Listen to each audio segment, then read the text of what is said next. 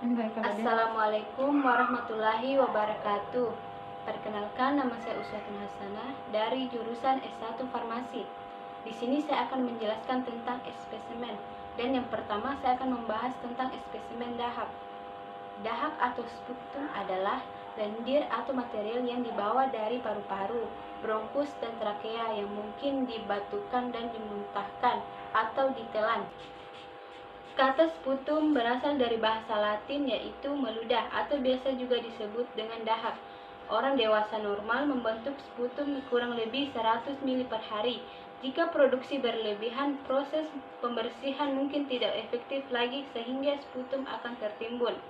Sputum atau dahak adalah bahan yang dikeluarkan dari paru-paru dan trakea melalui mulut. Sputum yang dikeluarkan oleh seseorang hendaknya dapat dievaluasi sumber, warna, volume, dan konsistensinya, karena kondisi sputum biasanya memperlihatkan secara spesifik proses kejadian patologik pada pembentukan sputum itu sendiri. Pengambilan spesimen sputum ada 4 cara. Yang pertama itu batuk spontan dalam, induksi sputum, bronkoskopi, bilasan cairan lambung atau gastric exploration. Selanjutnya, penanganan sampel spesimen dahak. Semua spesimen harus dikirim ke laboratorium secepat mungkin segera setelah pengambilan. Bila hal ini tidak dapat dilakukan, simpan dalam lemari es pada suhu 2-8 derajat Celcius, jangan lebih dari 1 malam. Jika tidak ada lemari es dan penundaan pengiriman sekitar lebih dari 3 hari, maka harus diberi pengawet yaitu campuran dari 1% setilpiramidium atau CPC dan 2% sodium klorid. Pengawetan sampel. Penyakit yang berhubungan dengan sampel, salah satunya itu pneumonia. Pneumonia itu sendiri adalah infeksi yang menyebabkan kantung-kantung udara di dalam paru menjadi meradang dan membengkak. Pneumonia sering juga disebut dengan paru-paru basah, sebab kondisi ini paru-paru yang dipenuhi oleh cairan atau nanah. Penyebab pneumonia adalah infeksi bakteri, virus, atau jamur. Penularan infeksi ini terjadi melalui udara yang terkontaminasi kuman dari penderita yang bersin atau batuk. Bakteri TBC menyebar di udara melalui percikan dahak atau cairan dari saluran pernapasan penderitanya, misalnya saat batuk atau bersin. Kemudian diagnosa spesimen dahak yaitu TBC dan COVID-19. Pengobatan untuk TB bertujuan untuk menyembuhkan pasien, mencegah kematian, mencegah kekambuhan, memutuskan rantai penularan, dan mencegah terjadinya resistensi kuman terhadap obat anti-tuberkulosis atau OAT. TB dapat dideteksi melalui pemeriksaan dahak.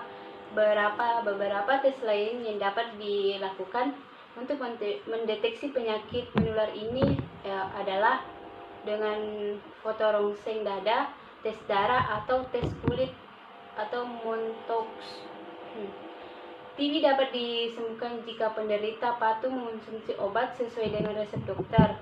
Untuk mengatasi penyakit ini, penderita perlu minum beberapa jenis obat untuk waktu yang cukup lama, minimal 6 bulan.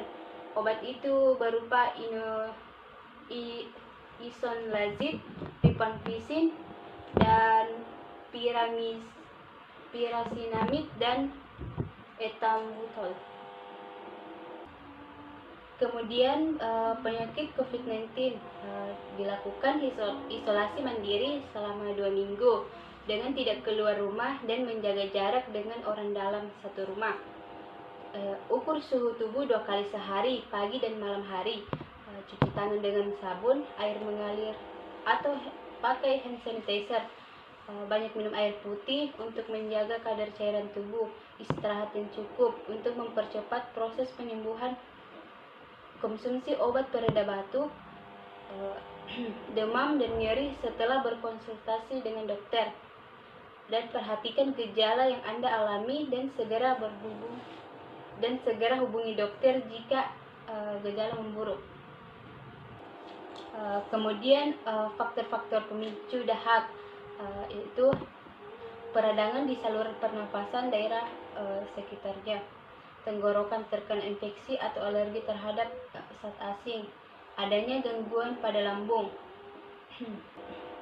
Kemudian adapun keluhan yang biasa terjadi yaitu keluhan TBC. Keluhannya itu batuk terus-menerus, batuk darah, penurunan berat badan, demam, lemah, rasa sakit di paru-paru, infeksi yang tidak dapat kunjung sembuh, menggigil di malam hari, kelelahan, dan urin kemerahan.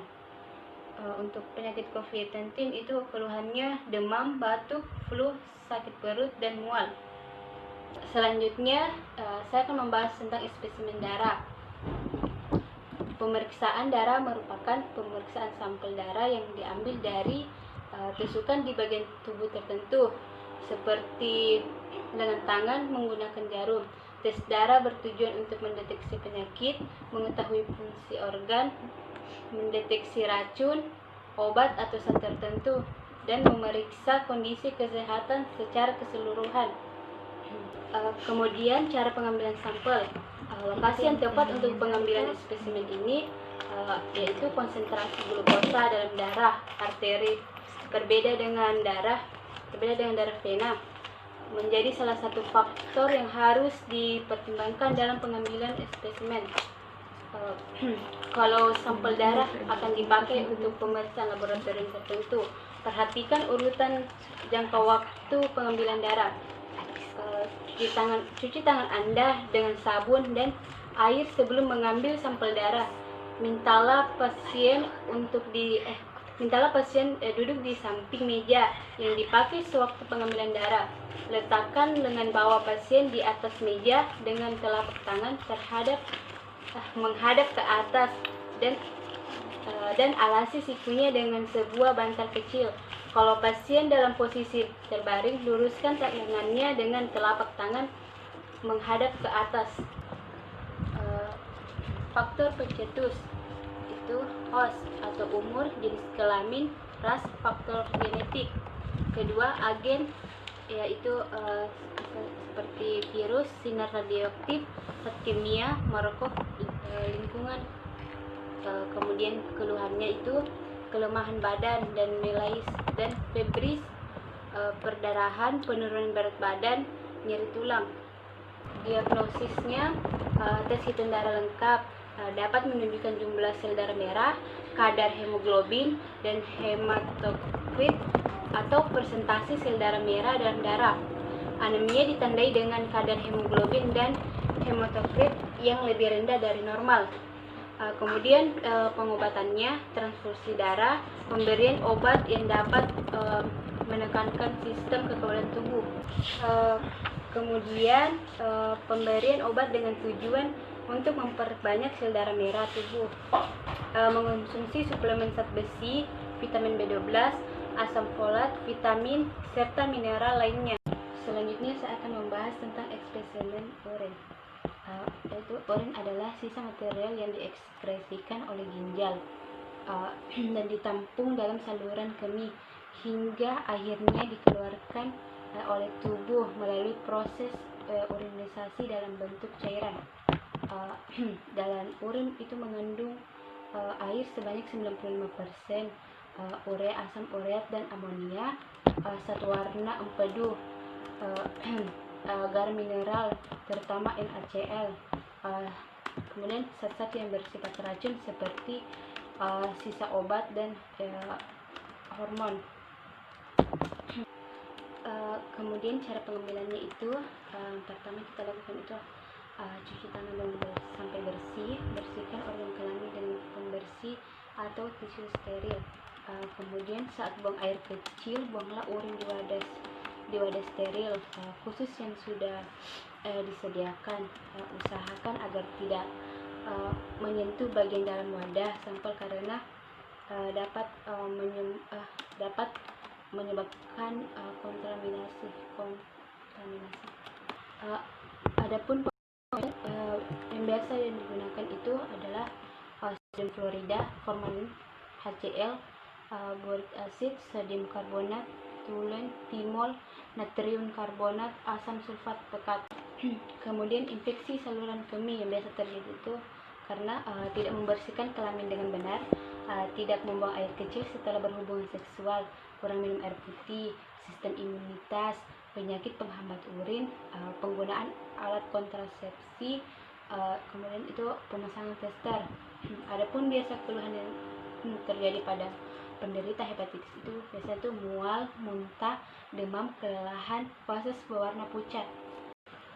Selanjutnya saya akan membahas tentang spesimen sperma.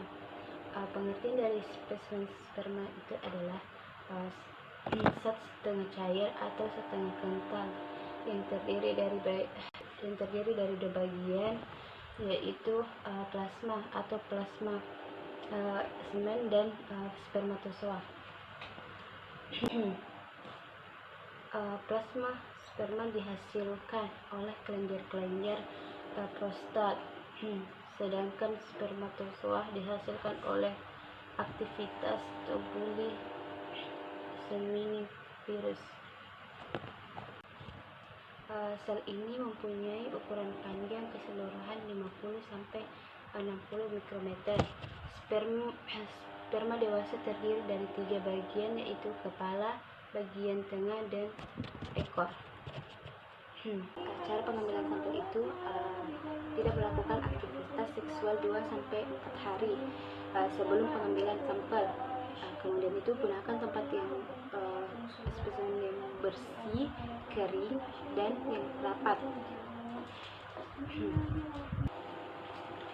Pengobatan itu dapat dilakukan dengan mengonsumsi makanan yang sehat seperti buah dan sayuran, rutin berolahraga, menjaga berat badan ideal. Keluhan yang bisa terjadi yaitu program kehamilan selama 12 bulan, tak menemukan hasil, kemudian volume sperma sedikit dan encer.